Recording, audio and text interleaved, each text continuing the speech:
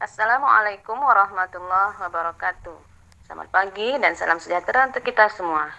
Tetap semangat ya anak-anak dan tetap jaga kesehatan. Jangan lupa 3M, jaga jarak, pakai masker, dan mencuci tangan. Kali ini kita akan mempelajari tentang peran pelaku ekonomi dalam perekonomian.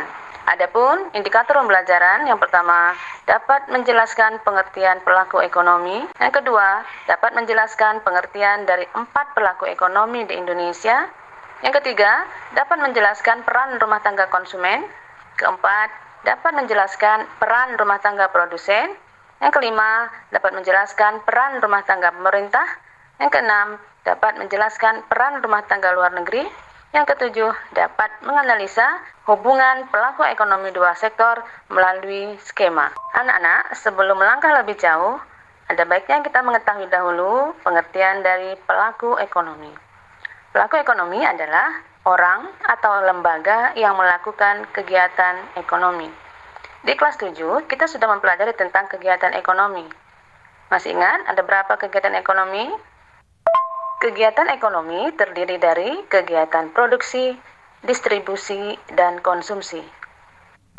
Terkait dari ketiga kegiatan ekonomi tersebut, maka muncullah istilah 4 pelaku ekonomi, yaitu yang pertama rumah tangga konsumen atau keluarga, yang kedua rumah tangga produsen atau perusahaan, yang ketiga rumah tangga pemerintah, yang keempat rumah tangga luar negeri. Rumah tangga konsumen atau rumah tangga keluarga merupakan kelompok masyarakat yang melakukan kegiatan konsumsi terhadap barang dan jasa untuk memenuhi kebutuhan hidup sehari-hari. Sedangkan rumah tangga produsen adalah pihak yang melakukan kegiatan menghasilkan barang atau jasa guna memenuhi kepentingan orang lain. Rumah tangga pemerintah adalah rumah tangga yang bertugas untuk mengatur, mengendalikan, serta mengadakan kontrol terhadap jalannya roda perekonomian. Sedangkan rumah tangga luar negeri adalah orang atau lembaga yang melakukan perdagangan antar negara, yaitu kegiatan ekspor dan impor. Sebelum kita masuk ke peran rumah tangga dari setiap pelaku ekonomi, ada baiknya kita mengetahui tentang faktor produksi. Faktor produksi terdiri dari faktor produksi alam, faktor produksi tenaga kerja, faktor produksi modal, dan faktor produksi kewirausahaan. Faktor produksi ini dimiliki oleh rumah tangga konsumen, yang nantinya akan menjadi sumber penghasilan bagi rumah tangga konsumen berupa sewa, upah, bunga, dan laba atau keuntungan. Selanjutnya, faktor produksi yang dimiliki oleh rumah tangga konsumen akan dimanfaatkan oleh rumah tangga produsen untuk melakukan kegiatan produksi menghasilkan barang. Sekarang mari kita lihat peran dari rumah tangga konsumen atau rumah tangga keluarga. Yang pertama adalah sebagai pemakai barang dan jasa yang dihasilkan oleh perusahaan. Yang kedua, berperan sebagai pemasok faktor produksi kepada rumah tangga perusahaan untuk melakukan kegiatan produksi. Selanjutnya, peran rumah tangga perusahaan. Yang pertama, memproduksi barang dan jasa yang nantinya akan disalurkan kepada rumah tangga konsumen. Yang kedua, sebagai pengguna faktor produksi yang dimiliki oleh rumah tangga konsumen untuk menghasilkan barang maupun jasa. Kemudian, rumah tangga pemerintah berperan sebagai pengatur atau regulator, kedua sebagai konsumen, yang ketiga sebagai produsen.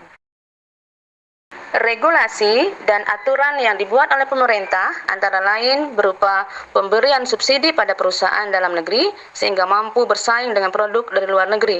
Peran lain adalah menentukan besarnya pajak. Selain itu, pemerintah juga bertindak sebagai konsumen.